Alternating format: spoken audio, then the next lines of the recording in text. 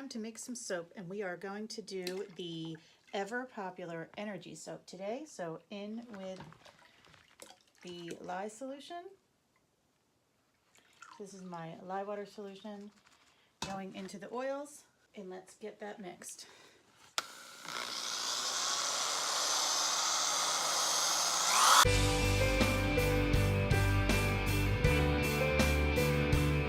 Okay.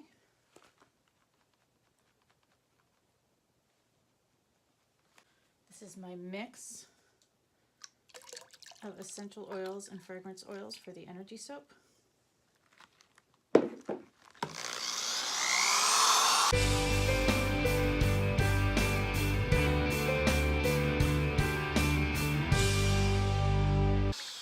And now we're going to divide this batter, and we're going to put it in 3 different pots because this is a tri-colored soap, and we're going to do an in the pot swirl for part of it.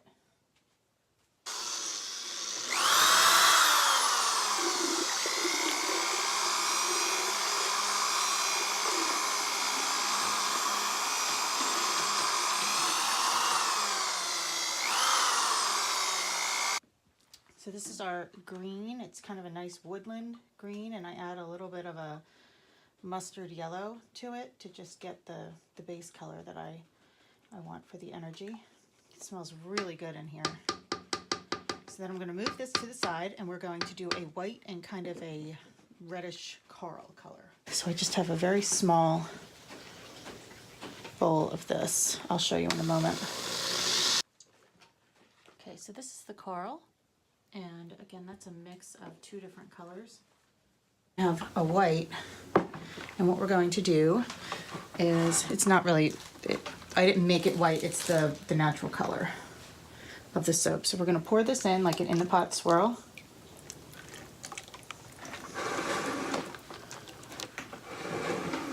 And then we'll save the very last bit to scrape onto the top.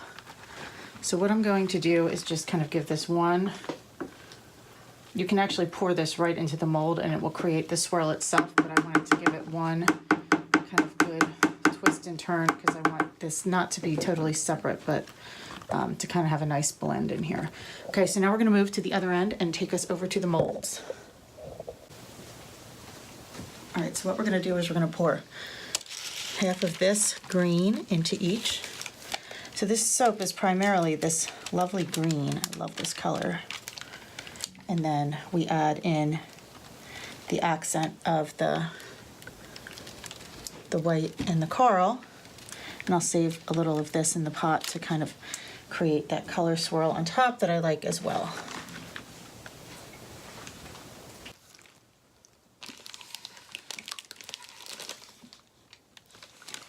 I'm actually just going to run this hanger through it to kind of bring it together even a little bit more.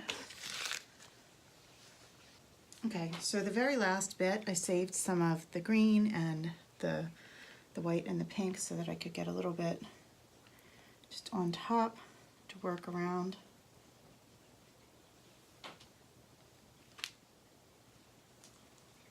I'm so glad I got this soap made. I was really running low on it. I've had markets, and I just had a 3-day market, and I have another one on Sunday.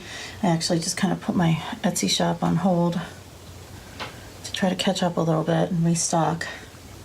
So Energy always gets a nice dash of glitter, and then we will put it to bed for the evening, and I'll show you the cut tomorrow. So I will take you along while I'm cutting this, and then I thought while I'm cutting the individual bars, I would talk to you a little bit about craft shows, and then I'll show you some footage of my craft show, my recent craft show. So first I have to cut these big slabs into logs, and I'll have a total of 8 logs then to cut into individual bars. So I'm going to get my multi-cutter out and do that next. Okay, so let's talk about craft shows as I cut these energy bars into individual, or the logs into individual bars. So recently I've been in the middle, I guess, of the busy craft show season, and I had a 3-day show that was one of my favorites in Wilmington because I get to see a lot of my local customers and I have friends that do this show. So I wanted to maybe just run through some things while they're on my mind to share with you about craft shows in general and what I have found to be helpful. So the first thing is, I mentioned that I have friends that go to the shows. So I actually have made friends just as a result of doing shows. And that has been, you know, they're women who are in business just like I am, who are building brands, and it's really nice to have, you know, someone who understands what you're going through and can offer helpful advice.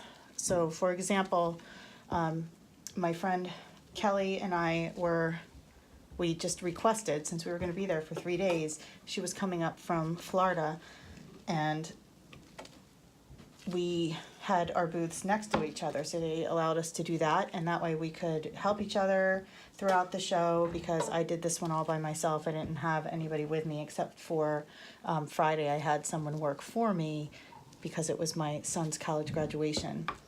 But other than that, we helped each other just to be able to, you know, get away for a minute or whatever it was, and kind of cover each other's booths. So my first tip really is to take full advantage of networking and get to know people.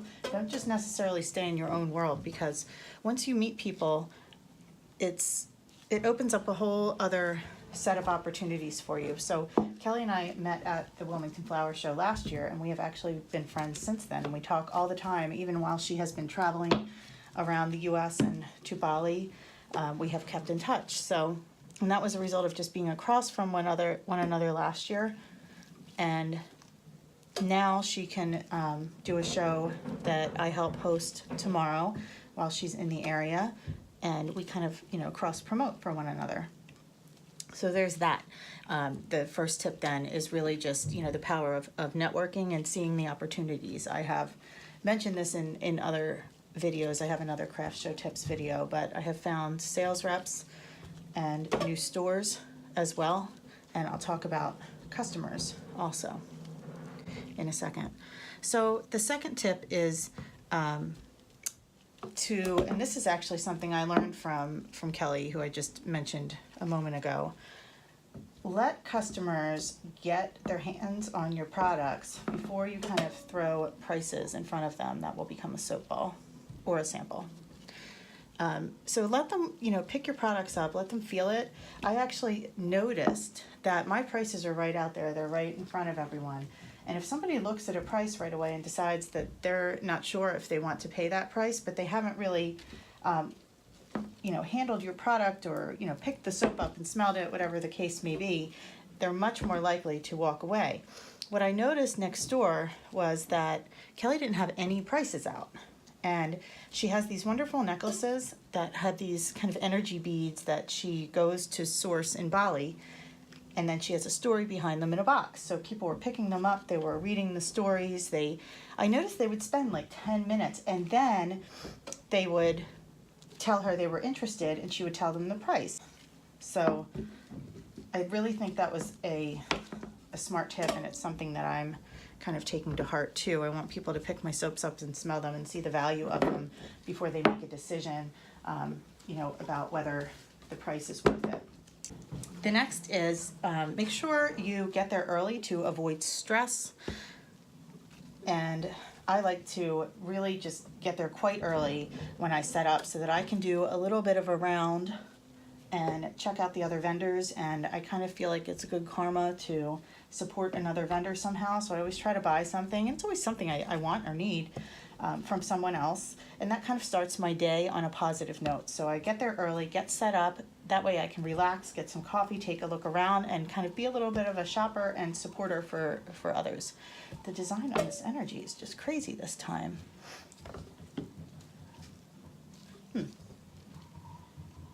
It'll get brighter as it cures. Right now, all the colors are a little bit dull, but that's normal. Once it sits, they'll brighten up. Okay, so you know, support other vendors, and Another tip is, and this will be the final one for right now, is to make sure you get email addresses from your customers. I have another show coming up tomorrow in Chadds Ford. It's my friend's massage spa, and we do third Thursdays there. So we have Reiki and massage, and we do my soaps, and it's always so much fun to just hang out because it's like a night out with girlfriends. But now my friend Kelly can come, and I also have customers that I can now invite that were in Wilmington because they're local, and that might be something they would enjoy. So make sure you give them, something enticing to make them sign up, and don't bombard them with emails. I do one a month that gives them the sale information for the month. I do a giveaway. I introduce them to new products, and then I'll give them the latest video or blog post. So it's an interesting email, something they want to open, and my customers on the list do open it, and I treat them like VIPs. But I also make sure that they are aware of all of the other events that I will have. So one of my customers from last year at Wilmington Flower Show became one of my Facebook customers, my email customers. She's very active in my Facebook group, and she had just purchased things online, but she came with her son to see me and to buy some more things and talk to me at the show as well. So a lot of things, a lot of doors can open for you if you are just open to it and try to get out of your head a little bit and focus on things other than just sales. Sales are important. Don't get me wrong. We were doing this because we're trying to make a living, but there are other things that can come out of it. So don't be afraid to kind of open your eyes to those things so that you don't miss the opportunity. So that is it. Those are my tips on craft shows for right now. Good morning and welcome to the Wilmington Flower Show. So we are just finished setting up. I have a little sidekick here. This is my happy dog. I've been waiting to see him. So he belongs to my friend Kelly, who is set up right next to me. We're kind of combining our booths, and we have all of this space, like a lot of open space.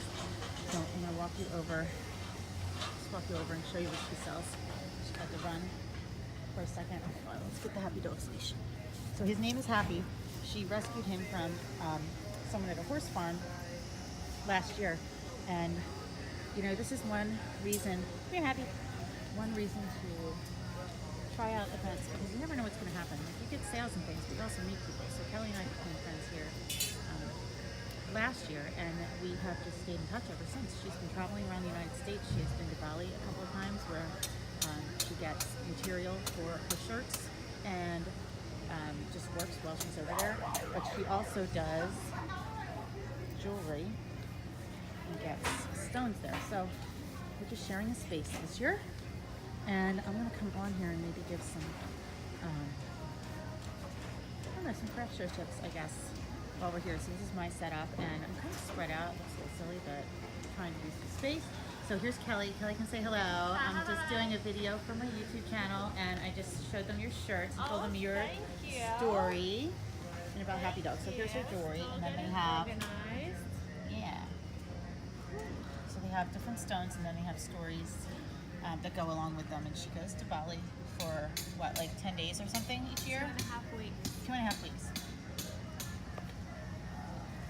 So that's that. And we're under a big tent, luckily, because the weather's always kind of funny here. But they sell flowers, there's like carnival rides, it's really fun. It's a 3-day event. So if you're, well, I should say if you're local to Wilmington, this might go up tonight on YouTube. If you were local to Wilmington, come and see us. We're at Rockford Park. Otherwise, I will be back in a little bit to maybe walk around some more and to maybe do some craft show tips that I can think of right now. And I hope you enjoyed this video. I'll see you next Thursday.